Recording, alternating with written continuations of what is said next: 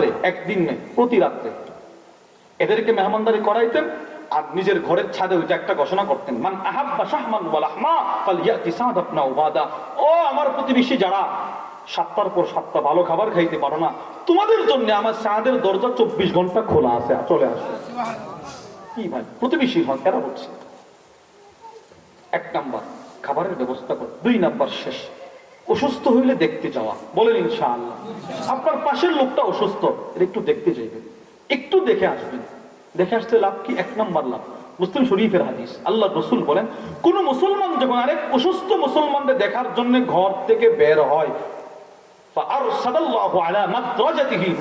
নবীজি বলে, এই লোক, অতীতের এক লোক, নবীজি একটা ঘটনা বর্ণনা করতেছে, এক লোক তার এক দোস্ত, তার এক বন্ধু অসুস্থ দেখার জন্য রওনা দিয়েছে।